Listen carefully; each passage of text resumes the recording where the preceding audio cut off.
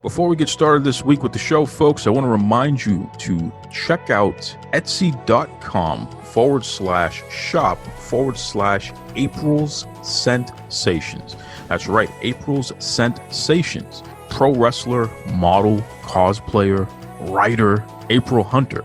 You know, she has her own shop on Etsy. It's fantastic, and I can speak from experience. I mean, I've purchased some candles and soaps and what have you from her.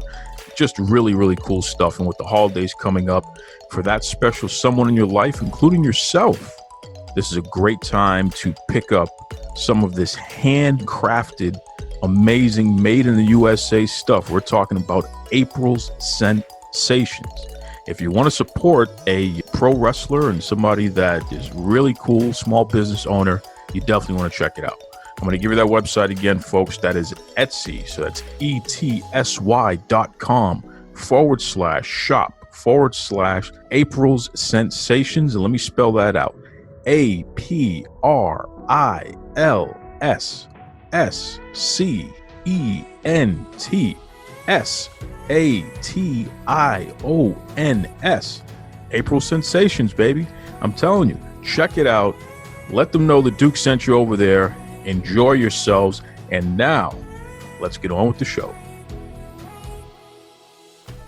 You're locked in. Look at what we have here, folks. To the only show that matters. The cream of the crop. Duke loves wrestling. And there is no one that does it better than your host. I have come here to chew bubblegum and kick ass. The Duke. And I'm all out of bubblegum.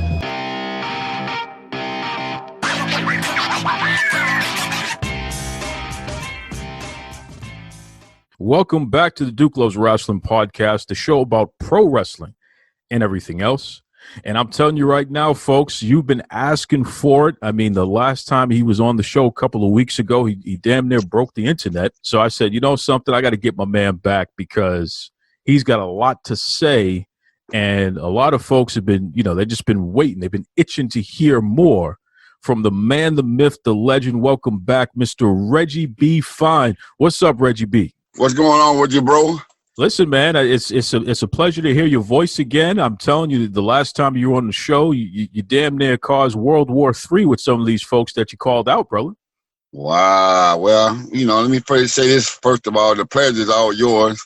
I understand that, but you got that right. You got that right. But what do you think about that, though, Reggie? When you tell the truth and folk get upset with you for doing that, you know what I mean? How does that feel? Well, you know what the old folks used to say years and years ago, man, the truth hurts. I'm going to tell you like this, a lie is the easiest thing in the world to forget, but you can tell the truth over and over and over again. If you can ask me something 3 months from now, I'm going to tell you the same answer. So I lie for you before I lie to you, bro. Yes, sir. Yes, sir. And that's another thing. I mean, everybody's been repeating some of the one-liners and things that you said, like I'll lie for you before I lie to you. It's really fascinating. Where did you get that from? All these one-liners and things that you that just pop up. Are you making them up on your own? Is this something that was passed down to you? Where do you get some of these one-liners from? Well, back in the pimp game, back in the early 70s and 80s, I went to them streets. Excuse me, brother. Yeah, I just got through eating, man. I feel like I got a piece of bacon in my throat or something. But yeah, man, it just come off the dome. I should be a comedian too, man. I should tell jokes, man. I hung out with some of the best comedians, man. Like Mike Epps and Pierre from How to Be a Player, Baps, and I've been around a lot of them guys, man. Whole lot of them. Cedric, Steve Harvey. Yeah, just hanging around, picking up one-liners. I should sell jokes too, man. So what was that like? I didn't realize you had a stand-up career. What was it like hanging out with these comedians, man? And how do they compare to folk in the wrestling game? Same old bullshit. Everybody got their own line, their own stuck up in the air type shit, Cause like I said, I did security work for years, man. One of these days we get together, come on live. I'm gonna show you my portfolio, man. I got pictures with everybody you can name from Hulk Hogan to Leon from the Temptation 5 Heartbeat. Man, you name it. Magic Johnson, Michael Jordan. I got pictures with everybody, dog. I bullshit you not, man. Only difference between me and them, they got money. That's all. They got money. They got plenty of money. When they stomach hurt, they got to go shit just like we do. So ain't no different. You know, they just got a little more status, and just like The Rock, you know, The Rock and Hulk Hogan. When I hang out with them, they say, "I'll be right back, man. I gotta go take a piss." Oh, okay, that nigga human, so he just like us, but he just got money. That's all. That's the only difference. That's the truth. That's the truth. And, you know, speaking of The Rock, I know that we briefly touched upon the fact that when you were in Memphis, he came through as well. Flex Cavana, I think, is what they were calling him and what have you. Mm-hmm. Did you know at that point that this young man was going to become one of the biggest stars, not only just in wrestling, but literally one of the biggest stars in Hollywood? I mean, he's a natural performer, huh? I knew about the wrestling game, but I didn't know nothing about he gonna be in the Hollywood game. Cause you know, he didn't when he was down there with us.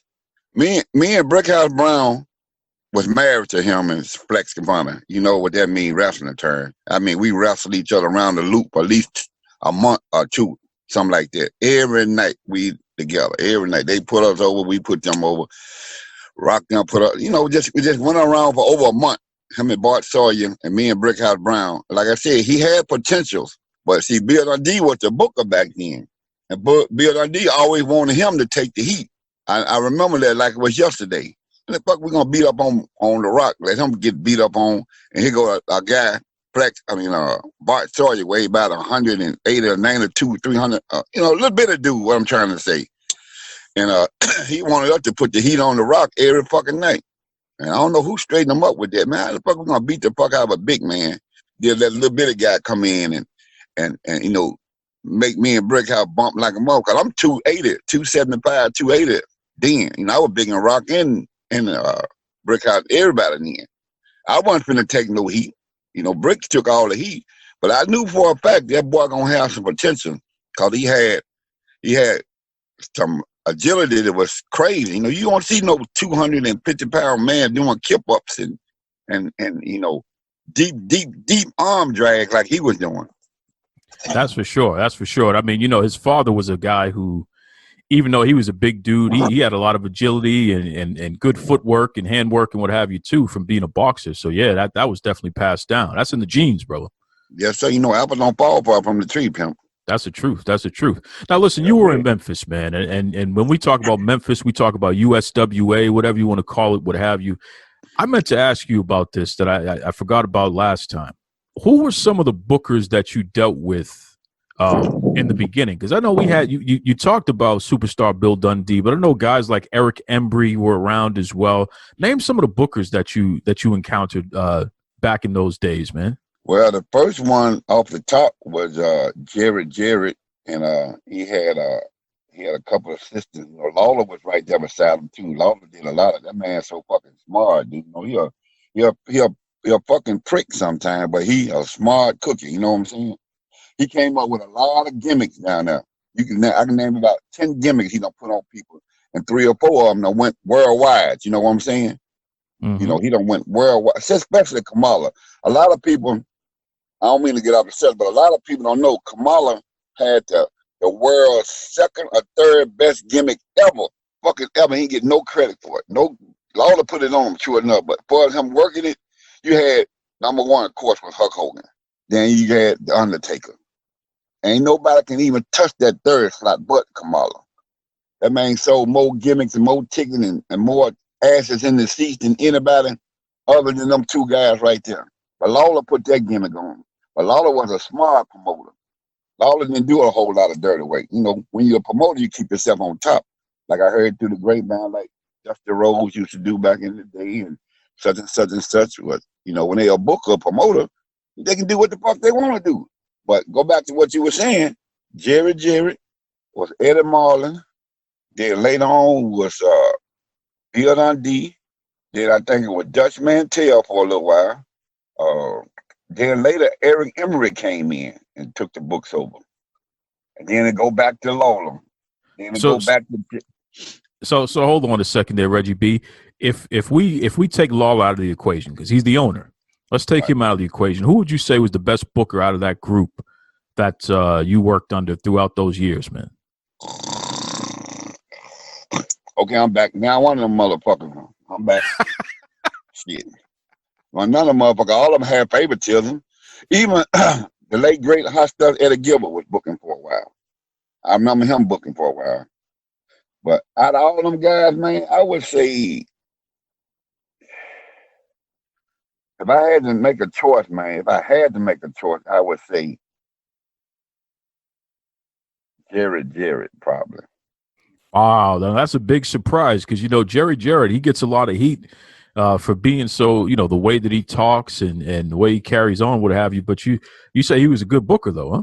Yeah, he was pretty fair. He'll put you in the slots that you're supposed to be in.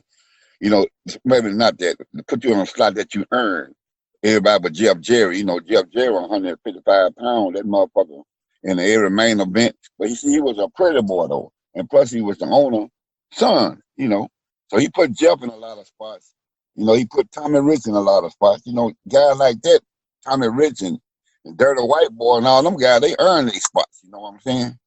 But for just a pedestal, I think Jerry was all right. Lawler was, like I said, you took him out of the equation, but I think Eric Emery was more, when he came in from Dallas, he brought that rough shit with him. A lot of blood, a lot of gigging and all that shit with him.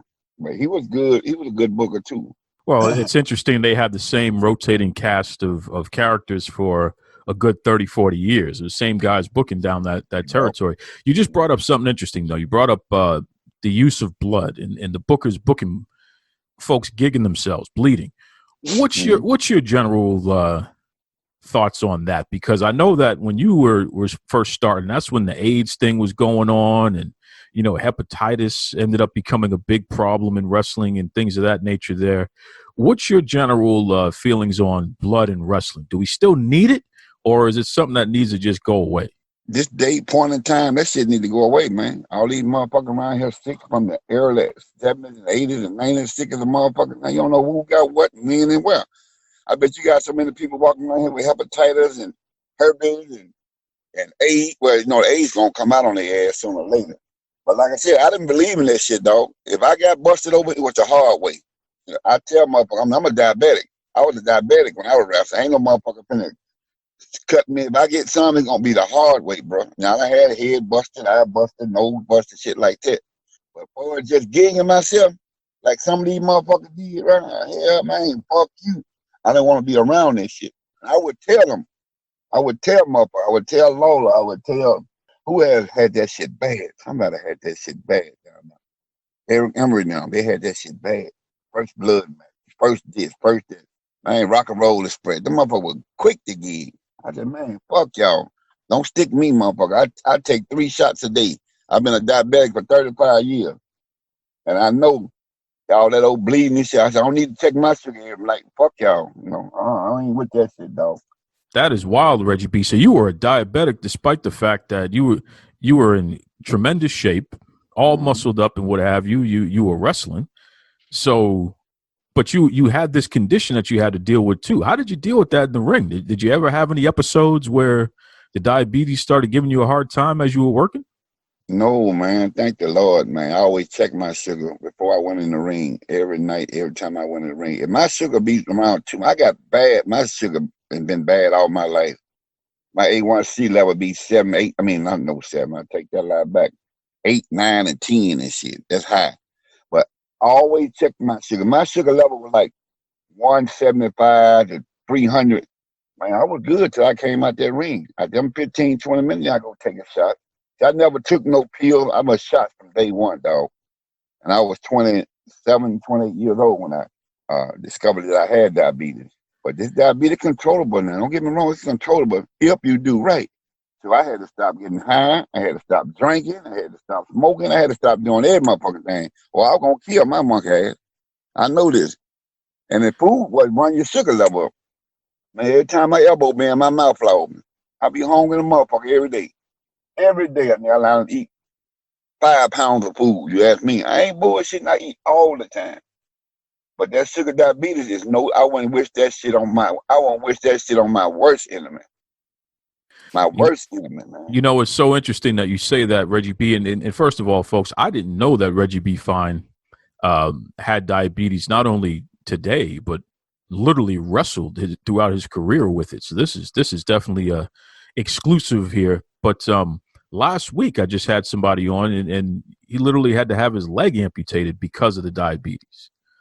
So it's very interesting to hear you speak about this and the fact that you, from an early age, you were able to get ahead of it and control it and what have you there. And again, you wrestled with this condition. That's crazy to me, man.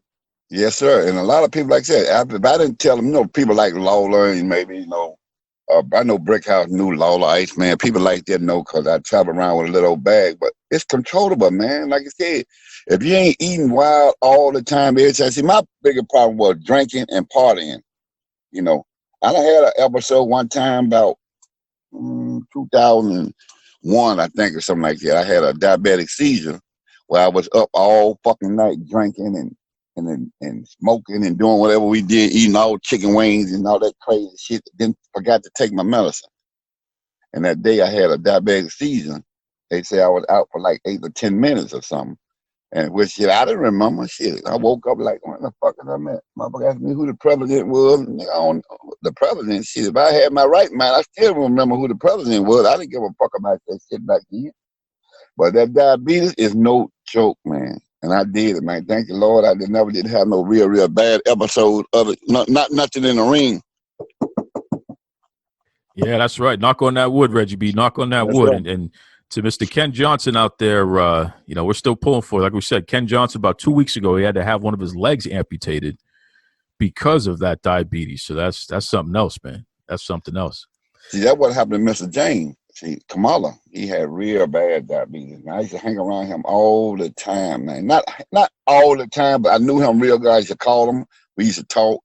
And I used to see him in different places, around Memphis, without just gimmick on. Didn't nobody know him without, when he had the paint and shit on, didn't nobody know him. But when he was out in the streets, I run across him, and I knew him, because we done hung out. I done did a lot of independent shows with him. But you know what, though? It ain't too many people can tell you that I was one of the guys that he put over. It ain't too many people gonna tell you that. Kamala, Mr. James Harrell put me over. We was in Freeport, Louisiana. I'll never forget.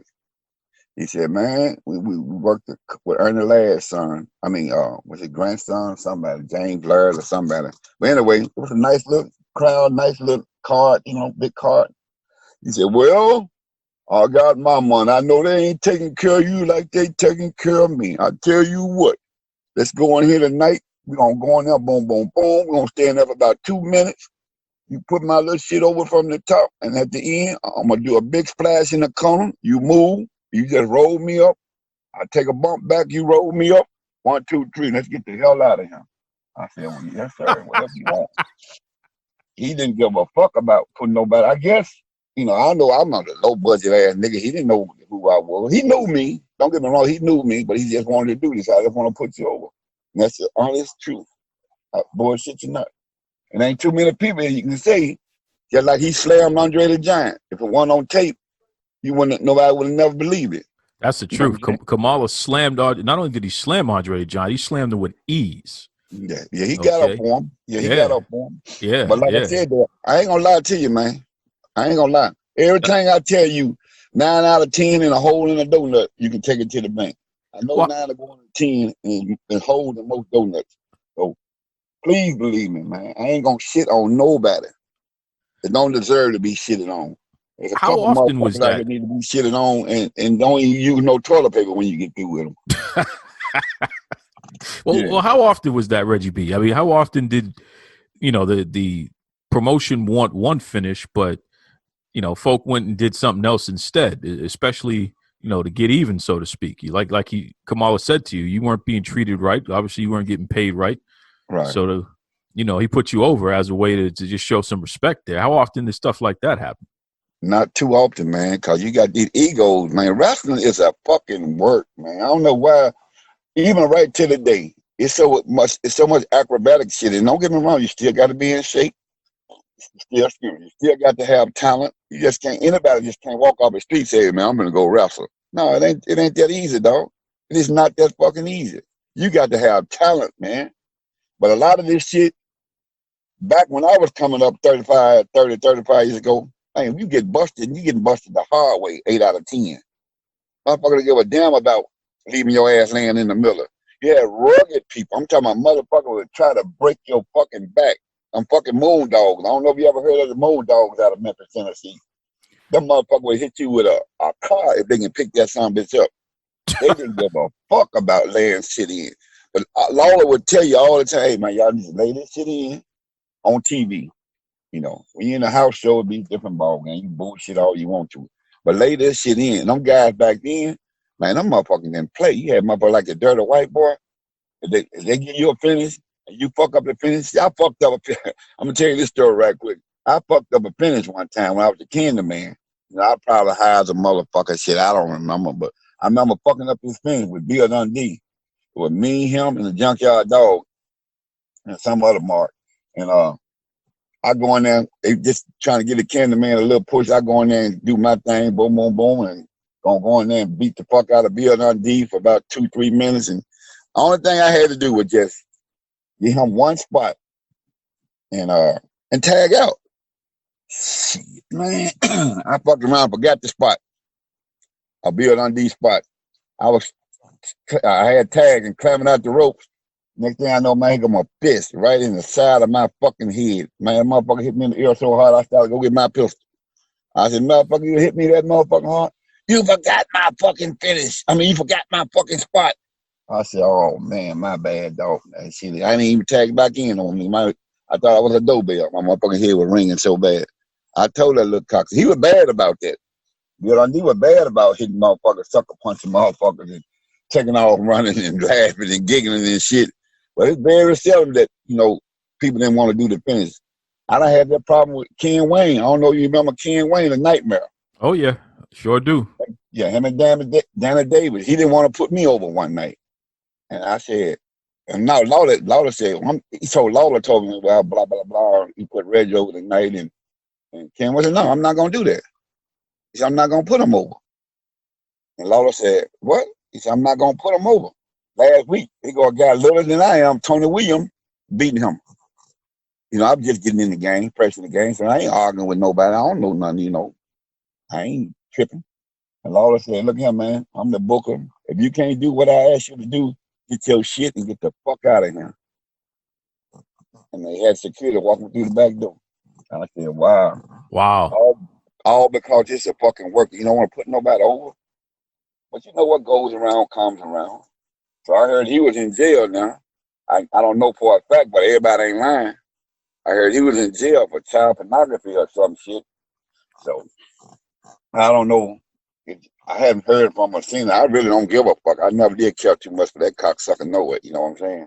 Well, and he was part of the Nightmares tag team, right? So not only was he with Nightmare Danny Davis, but they were called the Nightmares. Isn't that right? As a team? Yes, sir. I'm working motherfuckers. There wasn't no big man. Look, guy, Rock and Roll Express, and them, you used to have some matches, man. You'd be sitting back in your chair like, what the fuck? You know it's a fucking work. But these motherfuckers doing shit that you wouldn't even think that a human can do back then. Especially, you know, the rock and roll. But the Nightmare was a hell of a team too, man. But like I said, I just didn't care for a lot of shit. That Danny Davis, I mean, not Danny Davis, I love him. He was a cool motherfucker. He always try to tell you what you're doing wrong and, you know, try to help you out and shit. That Ken Wayne, a beer drinking motherfucker. That son bitch made me down there bust my kidneys one time. But I was drinking back then, man. We going up the highway, going from Memphis to Nashville. Motherfucker, I had to piss by the time we got to Jackson. That motherfucker wouldn't stop. Man, I was tramping, and when you found the stuff, I couldn't even hardly straighten my body up, man. That's how long I've been holding my piss. Jesus. I ain't gonna piss at nobody. I ain't no punk. I ain't pulling my dick out and trying to piss in the main back seat, man. Piss in the cup. Oh no, I ain't gonna be doing all that, pimp. Now, if I know what I know now, I'd have pissed my pants and he had some cloth seat. He had a Lincoln. I remember it was a green Lincoln Continental or something. I should have pissed my pants and fucked his seat. So that's what I should have did. But you know, I'm green. I'm by myself. I'm on a brother in the car, so I ain't want to, you know, start nothing. And I got to fight 3 or 4 motherfuckers. So I just said fuck it. But I ain't never cared about that motherfucker. I seen that son bitch one time on the expressway. This no bullshit. He had a flat. And I was going down one side of the highway. I just happened to look over and see him standing out there. You know, he had that long blonde hair blowing in the wind. So I turned around, went back up about a mile up, and went turned around, pulled up beside him. I said, yo, what's up, dog? He said, what's up, Reggie B? Fuck, I got a flat, man. Got no spare. I started to take that pistol. I'm good to have my pistols on me. I keep a gun on me all the time. I started to take that 9mm and shoot the other 3 tires out. I said, no, I'm going to go and help him get a tire. You know what I'm saying? So I didn't really care too much for that motherfucker. I didn't want Jesus to put Christ. nobody over. But Reggie, let me ask you this, man, because you're bringing up some stuff, and we know that, you know, when it comes to the wrestling business, any industry, not just wrestling, any industry, racism is something that's prevalent. It's real. It's in your face. Sometimes it's hidden, but it's still there. You can feel it, especially when you're experiencing it. You've always been credited for being authentic, being yourself. And to the credit of folks like Lawler, he didn't really get in the way of you being who Reggie B is, right? What you see is what you get. What you hear is what you're going to hear. What you heard 20 years ago is what you hear today. You're the same guy. Yes, sir. Yes, sir. Did you ever experience a time when someone was trying to tell you how to be black and directing you to do something other than be who you are? Well, you know, we have back in the days, man, I'm kind of like my boy Mustafa. I talked to Mustafa yesterday for about 2 hours. You know, he used to be New Jack partner. I talked to him a couple hours yesterday, and he was telling me about, you know, this shit been going on forever. I'm from the South, man. I don't know what they do up in Boston and Washington. And, you know, I know it's niggas everywhere. I know it's crackers everywhere. I know redneck everywhere. You got motherfuckers that still on this old bullshit ass Uncle Tom, picnic mark and shit, you know. But one thing about it, though, man, back in the day when I was growing up in Memphis, Tennessee was wild as fuck, man. Motherfucker getting killed every day. You know, you can go on every corner. There's a liquor store. You can go get you some weed. Or, you know, wasn't no crack. Crack was back then, but it wasn't heavy, you know, like it is now. But, man, how you going to try to tell a man that I was raised in the street? Now, Lawler did used to try to tell, hey, man, I need you to act like you know, you real thug, street black. And I said, man, dude, look at my skin and look at your skin. Motherfucker, you can't go to Orange Mound or Bay Hampton. No one's from hoods in Memphis, you know, North Memphis, South Memphis. You can't walk around that motherfucker. You can't. But I can. But he said, act like you real street, hood, black, but not real, you know, like, not like New Jack. You know, New Jack, you go out there and tell motherfuckers what, excuse me, how it is and what it was back then. He jumped on the scene and went like 135 miles per hour. But he was mean and shit that he was saying. You know, I'm around here proacting, you know, really, because you got to be real careful on that live TV. We did live TV down there.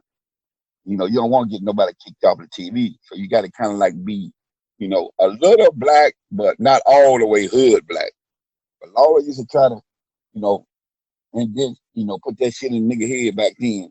And a lot of times I refused to do things that he wanted me to do. Cause we had a script, you know. You got to, here you go, Reggie. This your line, blah blah blah.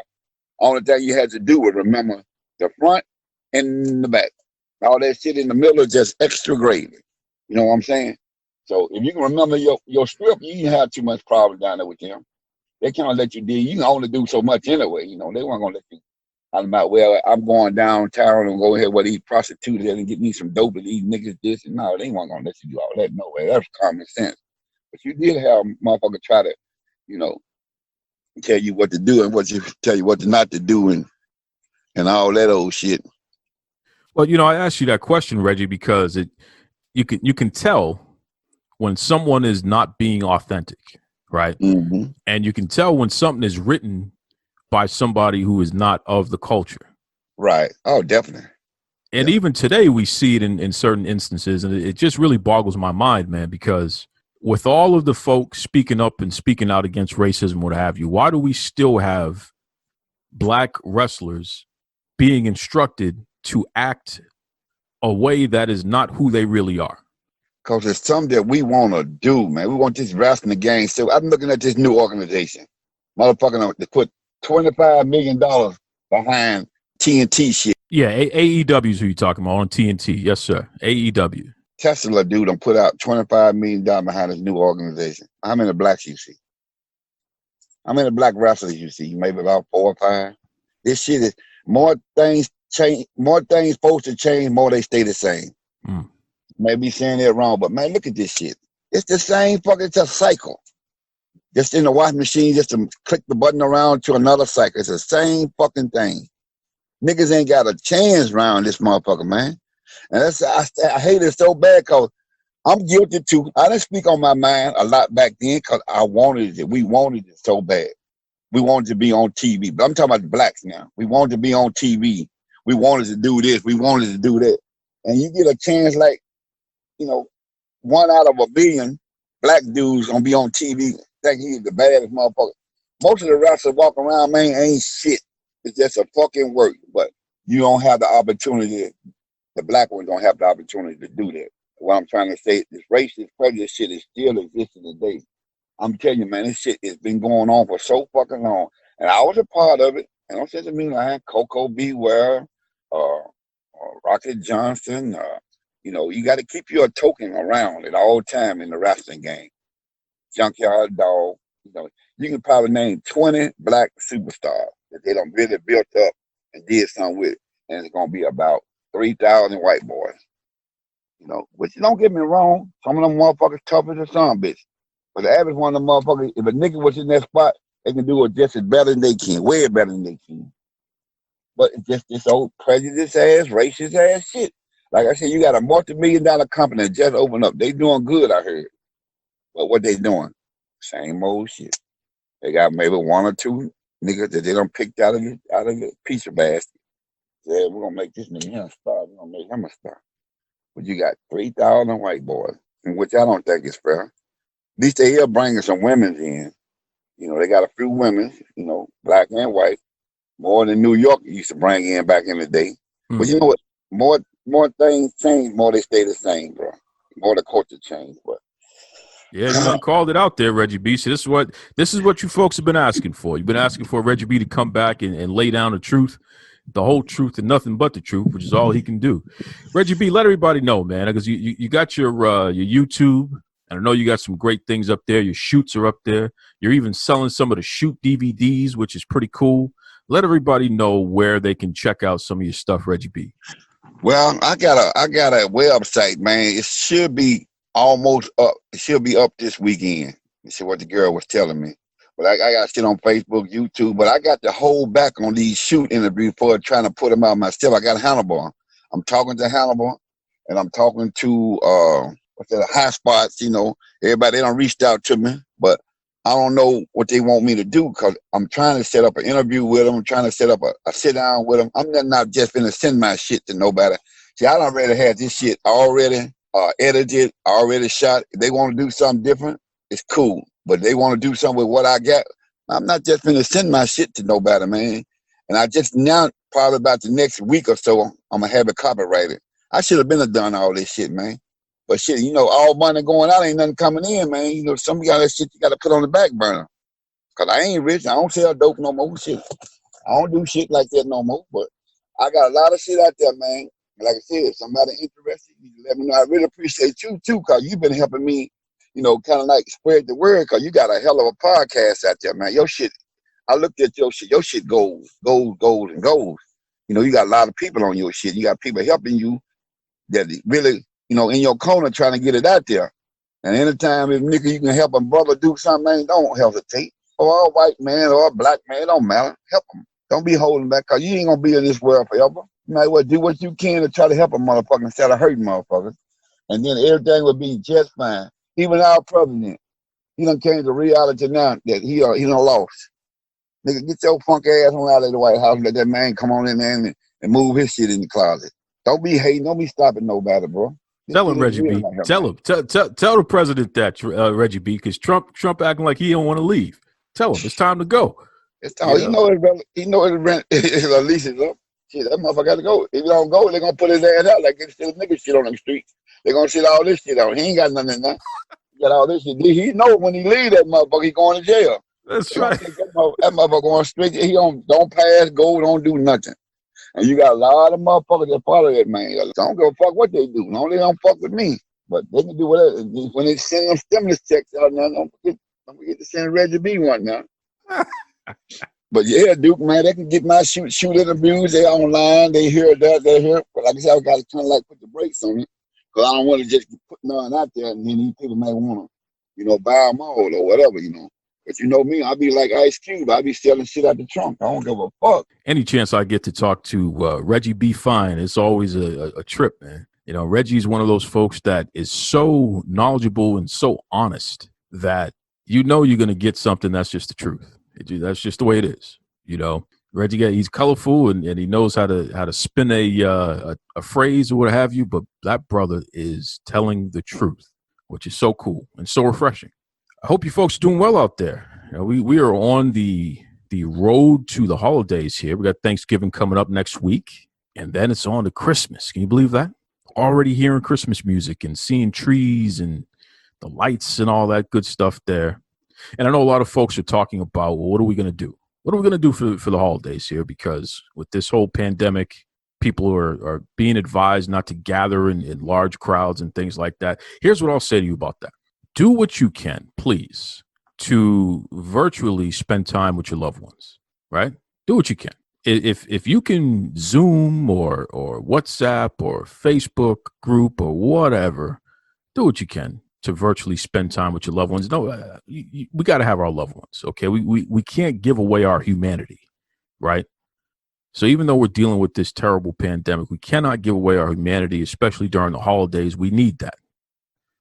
But there's a way to do it safely. So give it a shot. Do that for your boy, the Duke, please. I beg of you. You know, Reggie was covering a lot of bases there. And one of the things that we touched upon, as you heard, was racism. And, you know, I'm always going to bring that up. I'm always going to talk about that. It's a big deal. And it's something that I will stop talking about racism when it goes away. And until it goes away, yes, I will talk about it, because why wouldn't I? Right? Something crazy happened last week. AEW Dynamite, there was a segment in which, you know, a new character in Jade, she came out and she was jaw-jacking at Cody. I guess you can call him Cody Rhodes again. I guess WWE allowed him to have his name back, so he's Cody Rhodes again. But she was jaw-jacking at Cody, which was entertaining. It was cool. You know, Jade, she's an impressive looking person, and even though she's still pretty fresh in the business and she took her time when she was delivering her lines or what have you, I was entertained. I think she's interesting, intriguing. Want to see more from her, no doubt about it. She's got abs of steel, muscle on muscle too, but it all looks natural, which is pretty cool.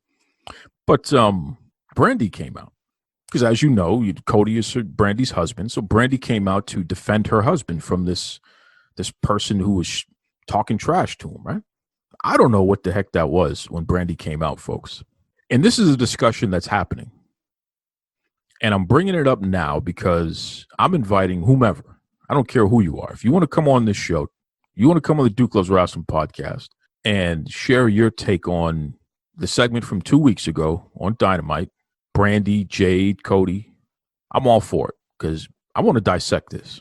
From my perspective, the lines that Brandy delivered, you want to call it a promo or whatever she was doing there, it felt like an older white guy wrote that stuff. She was speaking in a manner and carrying on in a manner that we've never seen from her before. Just didn't make any sense. It was so inauthentic. It was, in my opinion, it was embarrassing. It's ridiculous. Heifer this and bitch that and all this other stuff. And it's not the words, it's the delivery. It's the portrayal, in my opinion, of the negative stereotype of an upset black woman, an angry black woman, right? And what was even crazier is that, you know, it was some kind of weird code switching thing going on where, because she was speaking to Jade, she had to, I don't know, get Ghetto Fabulous on her or something. It was just ridiculous. And here's the thing. When it first happened, I didn't like it. I felt like it was ridiculous. But I said, you know something? Let me do some research here. So I went and I pulled up just about every single Brandy promo that's available on YouTube, in AEW, in Ring of Honor, in Impact. I pulled up every Brandy promo I could. And then I took it a step further and I pulled up interviews, right? I had never heard Brandy talk like that. And this is not the first time where she went to defend Cody's honor, so to speak. So clearly she was putting on a performance that was not typical of what she normally delivers. And that could be okay, right? Maybe this is a new layer of her character. I mean, people can change, people can enhance, improve, whatever. But this was just foolishness, man. It was tomfoolery, and it was borderline, not even borderline. It just felt like almost minstrel show level performance here. Just ridiculous. And I saw that, a lot of folk got upset with anyone who was calling Brandy out for it because, yes, there is a segment of the population that's always giving her a hard time, no matter what she does. And I'm not with that. I've defended Brandy, and you can look on Twitter and you can search for Brandy's name and you can see what I've said about her through the years. But I've defended Brandy a lot because I feel that there is a lot of unwarranted criticism of her, but she's not immune from being called out when she is doing something that doesn't make any sense. So we got to make sure we understand the difference, right? And I'm telling you, this didn't make any sense. Like I said, minstrel show level foolishness. And I wasn't surprised by who was entertained by this stuff. Because you are talking about mostly older white men who are, oh, yeah, that's great. Oh, yeah, that's the way it's supposed to be. Because they have a perception of what an upset, quote unquote, angry black woman, what she's supposed to look like and how she's supposed to talk and carry herself when she's expressing her frustrations. In this case, somebody is disrespecting her husband. So she went to, quote unquote, check this person, right? But again, Brandy goes around checking people all the time. She's done it throughout her career, and we've never seen anything of the sort. Heard her talk like this, watched her act like this. This is not typical of her. So something is off. And I know some of you, well, how you can't tell a black woman how she's supposed to be black, and you're questioning her blackness. It has nothing to do with that. It has to do with authenticity. And it has to do with making sure that people are not turning this into some kind of, like I said, minstrel show situation here. Because here's the problem. And this is the crux of it all here, folks. AEW has gone out of their way to promote the fact that they support diversity and inclusion, and they're so progressive and all this other stuff. But I'm telling you, and I'm going to keep saying this, it is not reflected in the product. And I think anyone who wants to claim that it is, they're just not telling the truth. Okay? It's not enough to call one of the executive vice president's wife, the chief branding officer. And yes, she could be doing the work with the press releases and stuff like that. Don't get me wrong. Congratulations, Brandy, on being an executive. I think that's fantastic. We want to see more of you, right? We want to see more people achieve this. But it's got to be deeper than that. Where are the other black executives in AEW? I think that's a fair question, right? We look at the singles. I keep bringing this up. We look at the male singles wrestlers. How many black male singles wrestlers have even gotten an AEW title shot, right? Because for a while, they didn't even really have any. Other than Brandy's cousin Scorpio Sky and Sonny Kiss, who they barely used, they didn't have any black guys under contract who were singles wrestlers. I'm not talking about the tag teams. I'm talking about the singles, right? So it was an afterthought, to the point where Tony Khan and Cody had to actually, they were constantly asked about it because I kept putting the pressure on. And then other people were like, well, yeah, that's actually a good point. They were putting the pressure on. And these guys said they would do better. And to their credit, they have actually hired or, placed under contract more black male singles. But they haven't done much with those black male singles, which further illustrates my point, right? So when you want to take credit for your progressiveness and diversity, when you're not really putting in the work, it's half-hearted, then you can understand why I would have an issue with whatever the hell that was that Brandy was doing the other night. And I would have an issue when I see people like Jim Ross say, oh, that was great. Of course you think it's great, Jim Ross. Of course you do. That's typical. Of course you would. So, and some people, they want to silence the criticism, lump it all together and say, oh, you're just mad because it's Brandy. No, I don't care who it is, man. That was foolishness. Okay? It was foolishness. I don't see Scorpio Sky carrying on like that. I don't. Big Swole, she's a person who's good at one-liners and being whoever she is. But I'll tell you one thing about Big Swole. It's her. It's her. I can pull up interviews and promos from Big Swole from 2-3 years ago, and it's the same person. Okay? Same person. Same delivery. You know that that's who this person is. You go on her Twitter, word choice and delivery, what have you. This is the same person. There's nothing inauthentic about Big Swole. That's who she is. Right?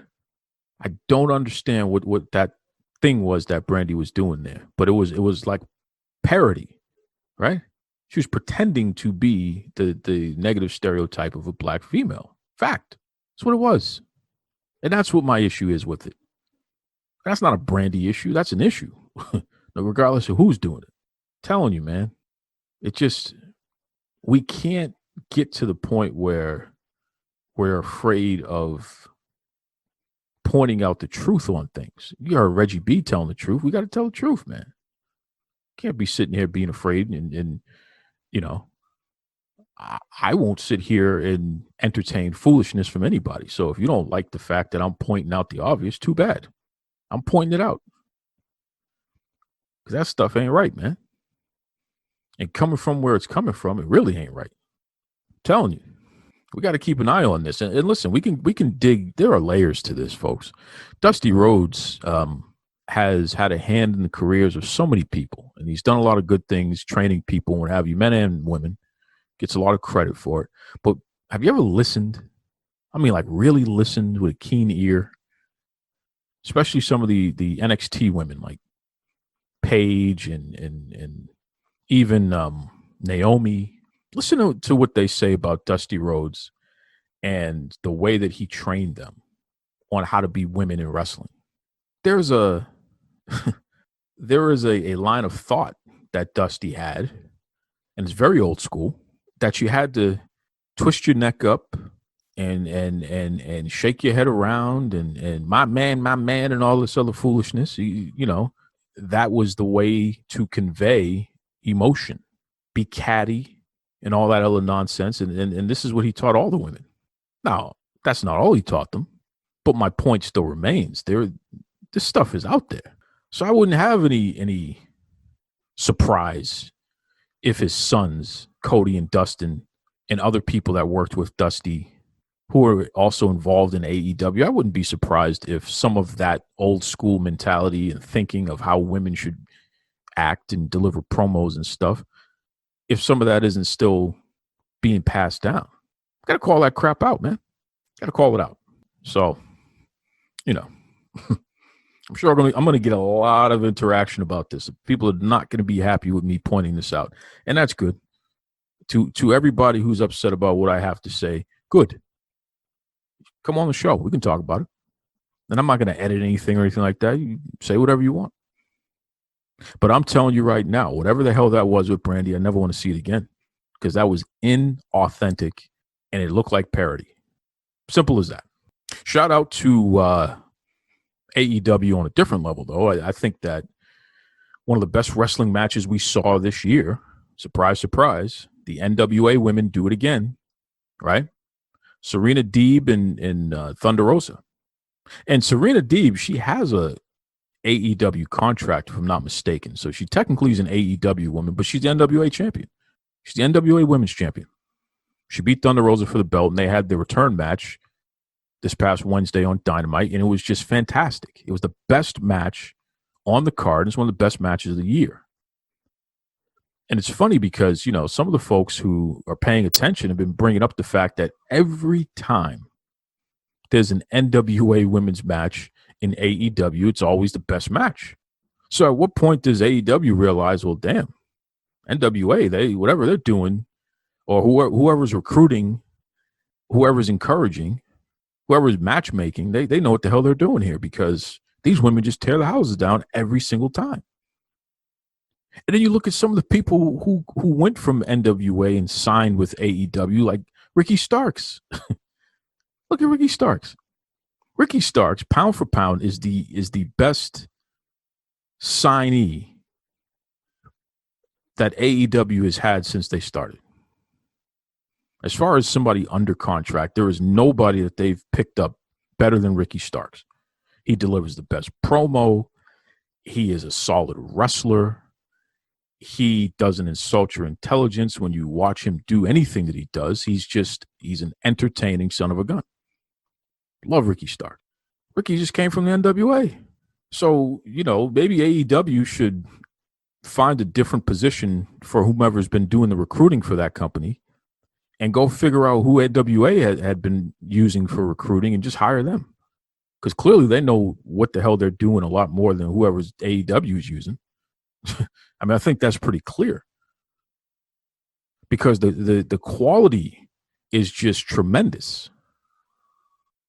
It really is. NWA is delivering with the quality of who they choose to put in certain positions. It's just a fact. And I don't necessarily think it's because the wrestlers themselves are that much more talented than who's on the AEW roster in general. I think a lot of this has to do with confidence too, right? They're just being managed better.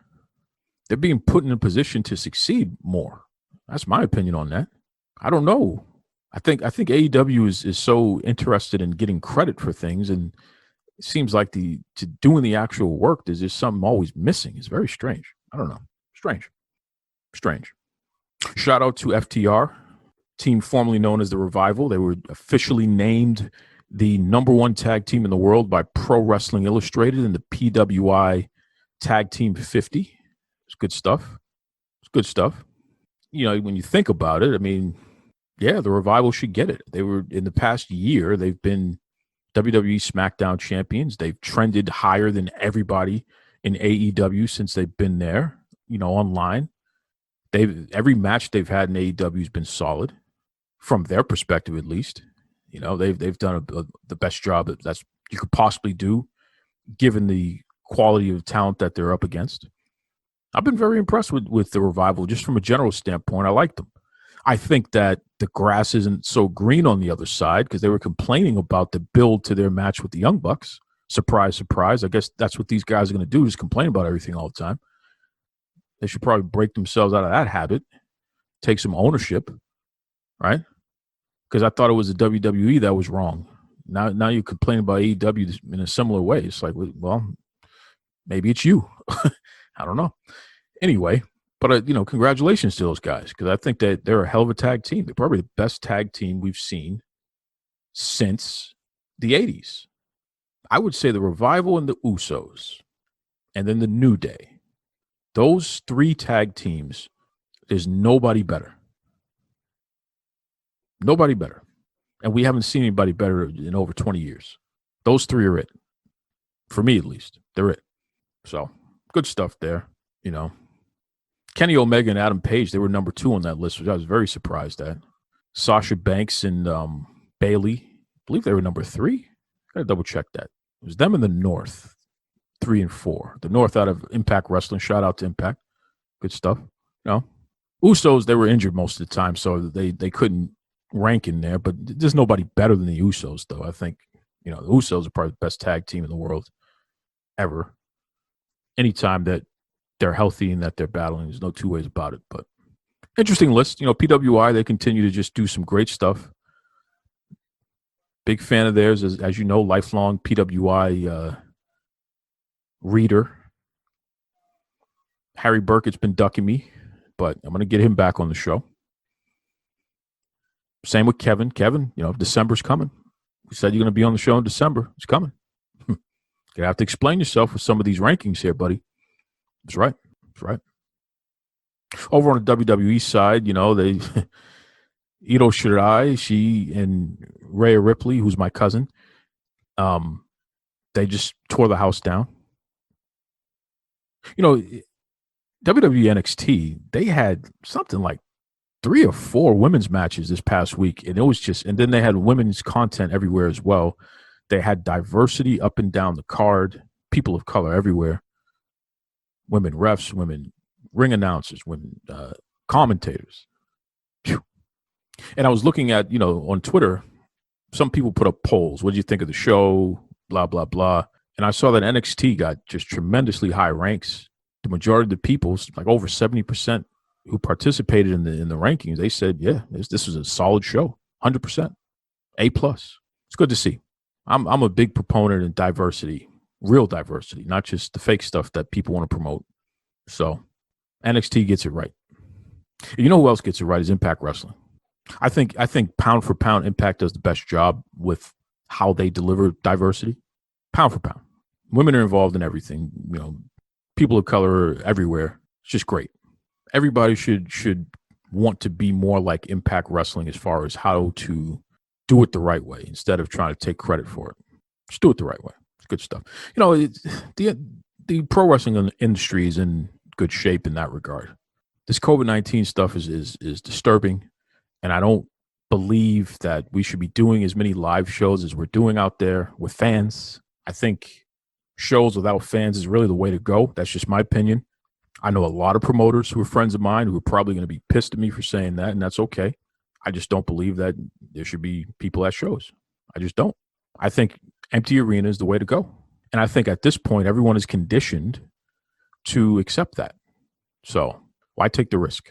But And listen, this wave that we're in right now is the worst that we've had. It's worse than the first one. That was earlier this year. Why take the risk? WWE said that they're probably not going back to a touring style of business ever. Think about that.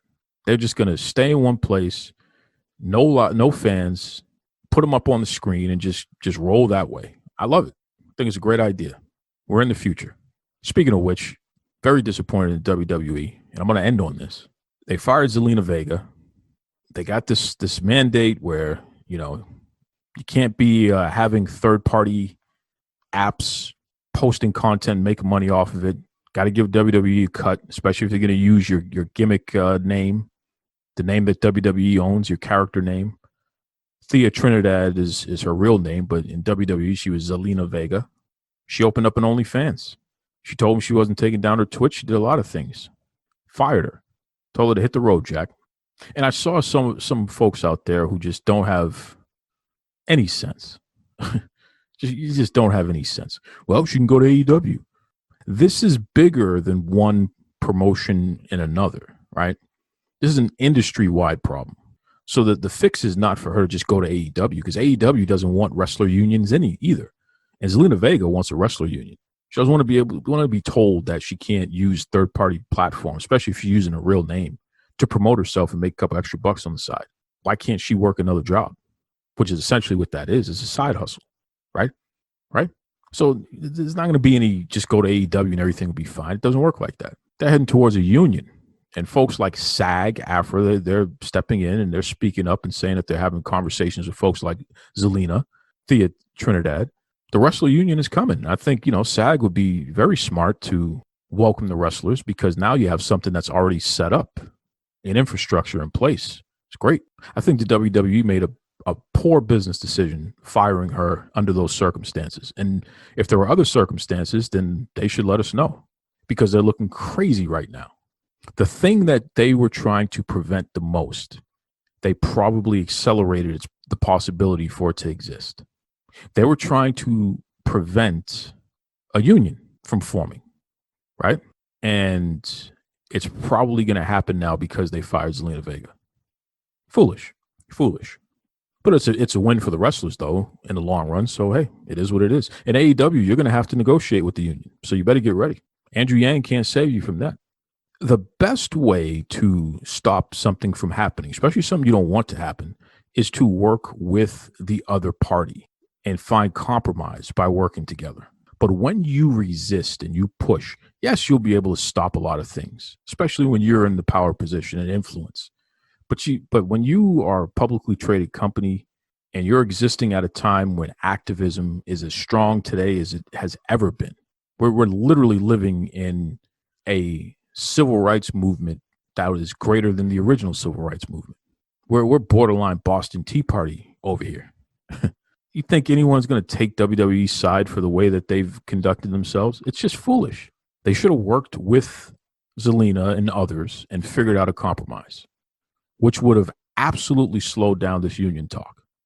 So congratulations, WWE. You just created the thing that you were fighting against because you put pride over common sense and over business sense. It's crazy. It's crazy when you look at it from that perspective, because Vince McMahon should know better. So is this arrogance or is this somebody else's decision? I don't know. He's been very successful keeping unions out of WWE all this time. And I'm telling you right now, this one move will look back historically and will say that was the straw that broke the camel's back. No doubt. Speaking of which, shout out to Big Vito LaGrazzo, one of those folks in modern times who have been talking about unionizing and what have you, and advocating for it and getting buried for it. Shout out to Big Vito. It's funny how the first people who drive a movement are the ones who get beat up the most, right? They take all the hits so everybody else can come after them and get and reap the benefits. And we've seen this happen before. We've seen this happen. It's unfortunate. Would I be able to live the life that I lived if it wasn't for Martin Luther King Jr.? And I'm not saying that any of these folks are MLK, but again, somebody else had to exist and fight and drive change and force it in order for the rest of us to reap the benefits. When you wrestlers finally have your union complete and you're enjoying that life, don't forget about the people like Rowdy Roddy Piper and Jesse the Body Ventura. Later on, guys like Big Vito LaGrazzo. Hell, even this David Starr, who, as it turns out, may not have been the best person in the world. He was pushing this wrestler union stuff. He deserves credit if in any way he helped advance the concept. Just something to think about. I want to thank my guest once again, Mr. Reggie B Fine. Good man. Reggie B, that's my man right there. And I'm going to have him back because I'm telling you, the last time I had him up, everyone ate it up. When are you going to have Reggie back? Well, there he is. He's back. He wants to do video, so we'll have to do a special where you'll get to see the Duke and Reggie B Fine on video talking nonsense. I might need a adult beverage for that one because I think that's going to be a wild ride. I don't know. Anyway, until next time, folks, be kind to yourselves and be kind to others. Take it away, Tony Schiavone. Mr. Tony Schiavone, and we're desperately out of time on Duke Loves Wrestling.